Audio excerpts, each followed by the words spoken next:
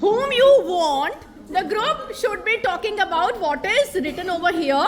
They'll be giving their ideas, their thoughts, like whatever is written, whether they agree or disagree with the statement, or even if they agree or disagree, what they would like to add on into that, right? Okay? Target कर लिया, एक ही को मत target कर लेना सारे. Right? Yes. Oh wow. Yes. Now what about your paper? Your plane? Oh wow.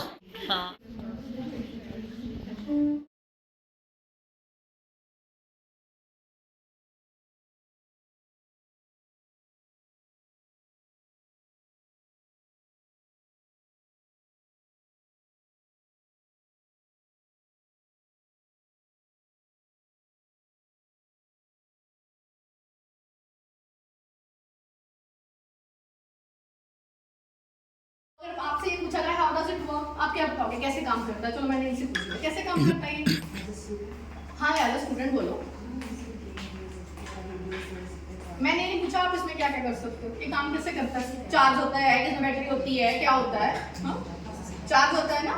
हाँ तो चार्ज होता है, इसको चार्ज करते हैं, बैटरी होती है उसमें, इसमें और क्या होता है, इसमें दो इसका सॉफ्टवेयर इंस्टॉल है, तो ये इसके काम करता है. तो इसका मतलब बच्चे को इतनी समझ आ गई कि ये कैसे काम कर रहा है. It means we are talking about understand. We are talking about understand.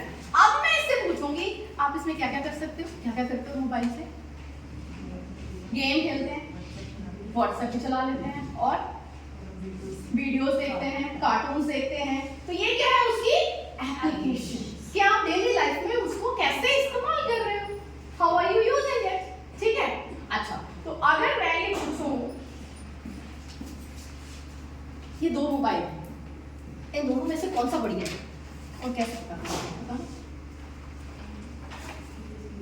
इसके रैम देखनी पड़ेगी और हाँ डिस्प्ले, कैमरा कितने पिक्सल का है, पिक्चर फोटोग्राफ कैसी आती है, मेमोरी कैसी है. तो आप क्या कर रहे हो नाउ? एनालिसिस. एनालिसिस क्या होता है? Breaking the concept into very very small parts, और हर चीज को आप एनालिसिस कर रहे हो. You are comparing and contrasting. जब ऐसे वाले क्वेश्चन स्टूडेंट्स को देते हो means you are talking about analysis, compare and contrast. ये दोनों मोबाइल में से कौन सा बढ़िया है वो जानने के लिए पहले उसको ब्रेक डाउन करना पड़ेगा छोटे छोटे पार्ट्स में. इसकी रैम कितनी है, इसका कैमरा कितने पिक्सल का है, या ये वो. ठीक है राइट. तो this is all about analysis और एनालाइजिंग. अगर हम लॉरेन एंडरसन के अकॉर्डिंगली वो वाली वर्ब्स के अकॉर्डिंगली चलते हैं, एनालाइजिंग. ओके तो अगर मैं बोलती हूँ कि ये जो मेरा मोबाइल है राइट, ये एप्पल का है और इसमें इतनी मेमोरी है और इसमें जो कैमरा है वो ऐसा इतना क्वालिटी का है, इतना मेगापिक्सल का है. तो आप कैसे चेक करोगे अगर ये चेक करना होगा? अबाउट में जाएंगे, सेटिंग में जाएंगे, चेक करेंगे, एनालिसिस करेंगे कि मैं जो चीज क्लेम कर रही हूँ क्या ये सही है कि नहीं. तो हम क्या कर रहे हैं, एक सेट हमने जो दिया उसके accordingly we have been given some parameters. तो हम एवेलुएट कर रहे हैं कि क्या ये सही है या ये नहीं सही है. तो when we talk about, when we ask our students कि ये चीज ऐसी है और वो गिवन पैरामीटर्स सेट इंस्ट्रक्शंस के अकॉर्डिंग जब उस चीज को इवैल्यूएट करते हैं, चेक करते हैं. चेक कब करेंगे? जब वो चीज के बारे में टोटली क्लियर है. ठीक है. तो दिस इज कॉल्ड इवैल्यूएशन और इवैल्यूएटिंग. ठीक है. अगर मैं इनको बोलूं ठीक है आपको एआई आती है, ऐप बनानी आती है, बताओ ऐप आती है बनानी? नहीं आती है. नहीं आती है प्ले स्टोर से. हाँ प्ले स्टोर से करके आप चेंजेस करके बनाना. मुझे कैसी ऐप चाहिए कि अगर मैं जैसे ट्रेनिंग डिलीवर कर रही हूँ ना तो मोबाइल वहाँ पे पड़ा हो और मैं बोलूँ मेरी आवाज़ सुनकर वो मेरी पिक्चर क्लिक कर ले, ऐसा हो सकता है? वॉइस रिकॉग्निशन हो सकता है, कैन इट बी डन? तो ये क्या है, मेरे लिए कुछ कस्टमाइज कुछ क्रिएट हो रहा है जो पहले नहीं है. पहले वाले में I want to change something कि वहाँ पे कैमरा में सेट कर, तो जैसे ही मैं बोलूँ मेरी वॉइस रिकॉग्निशन होती है. जैसे एलेक्सा आप बोलोगे बोलते हैं वॉइस आप रिकॉग्नाइज कर ले, तो मेरी आवाज रिकॉग्नाइज करके वो मेरी पिक्चर कैप्चर कर ले. We are talking about creating. So this is how we will be moving, taking our students on this ladder of success from remembering to create. समझिए जिसमें आप कॉन्फिडेंट हैं? बताइए कौन? Plant. She is a Plant. Plant, right? Now अभी आप एक एक टेबल से एक एक क्वेश्चन इनसे पूछेंगे, प्लांट से पूछेंगे. You are asking a plant. पूछिए. You live. Okay, how do I live? How do survive? When you exhaled out CO2, then I just take it, I prepare my food and I survive. Okay. Yes, ma'am. Your question. How do you survive in harsh weather condition?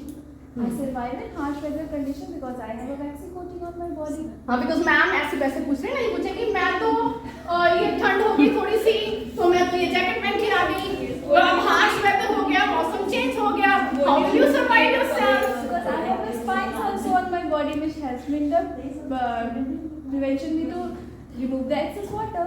That's why I can survive. Okay, thank you. Please ask us a question. What are the things you need to do? I need water, which I take when you give me to the soil. I need CO2, carbon dioxide, which you gave me when you exhaled out, and I need sunlight, which I take it from the sun. Okay, yes, please. Why your color? His color changed. It's yellow and why they are fell down. So, like sometimes you also have a disease, like you have a cold and cough. Sometimes you also have a disease when I didn't get the sunlight. So that's why sometimes my color is changed. I just filtered out when you will not give me water.